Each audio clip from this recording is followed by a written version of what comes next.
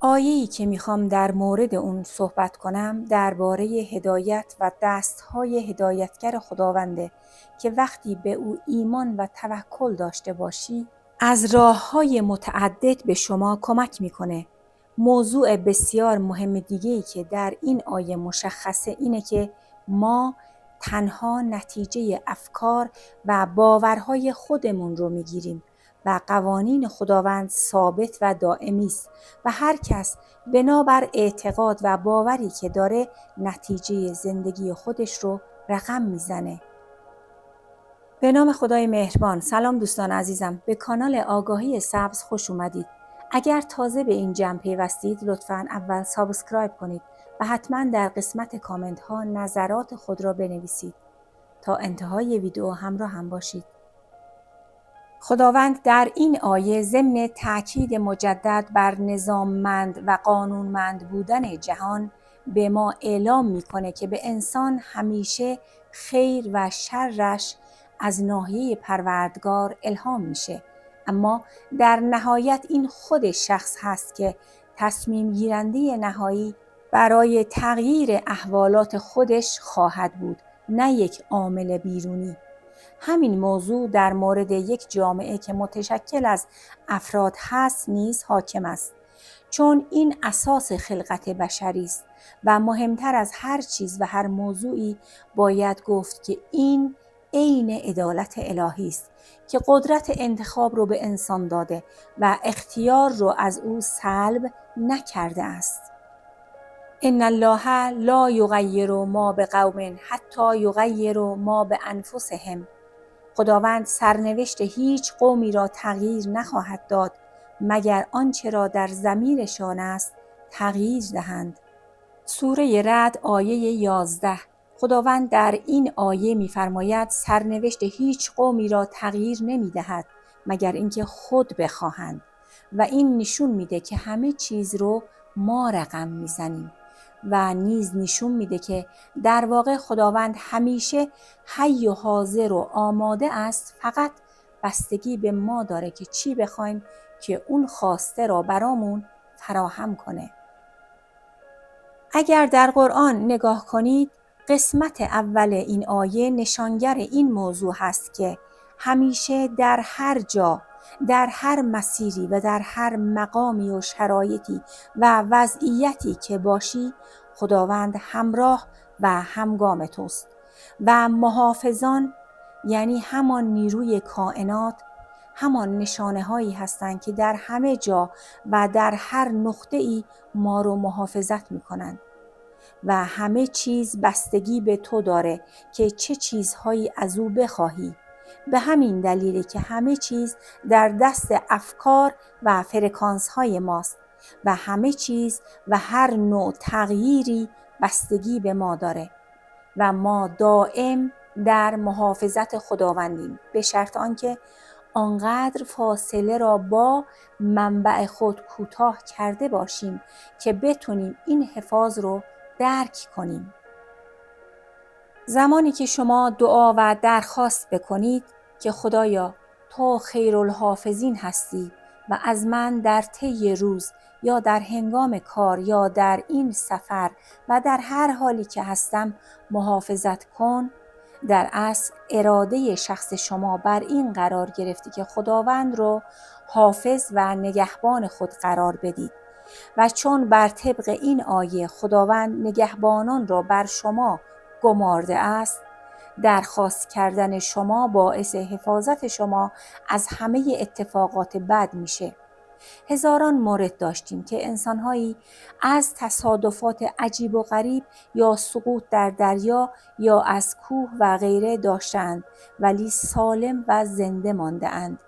این حفاظت فقط از خداوند برمیاد و در اصل صدقه دادن هم نوعی درخواست از خداونده که فقط شکل درخواست عوض شده ولی نبض و باطن کار همان است. و قسمت دوم آیه اشاره به این مهم داره که تو برای تغییر دادن زندگیت باید خودت دست به کار بشی و کسی نمیتونه زندگی تو رو چه به سمت خوب و چه به سمت بد تغییر بده جز خودت. و در سطح جوامع هم این قانون کلی به همین ترتیب کار میکنه.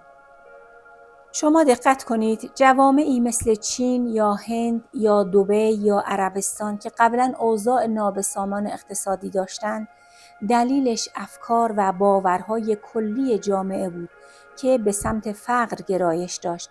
اما با درک این مسئله و با تغییر باورهای عمومی جامعه، آنها مسیر پیشرفت رو طی کردند و الان هیچ ربطی به آن جوامع 30 سال قبل ندارند.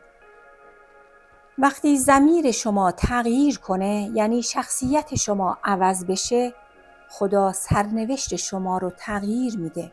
مهم نیست که تا الان نشده، چون این نشدن به خاطر درونیات و باطن و شخصیت فعلی شماست که اگر تغییر کنه، خدا واسط کن فیکون میکنه. بر طبق قوانین جهان هستی و کائنات خداوند، شما ذهنتان را بر هر چیزی متمرکز کرده و به آن توجه کنید، همان را در زندگی جذب می کنید. رنجش ها، موانع ذهنی، عدم دستیابی به تمرکز صحیح و نبودن آرامش، تغییرات جدی و اساسی در باورها و نوع نگرش شما به قوانین حاکم بر نظام جهان هستی را می‌طلبد.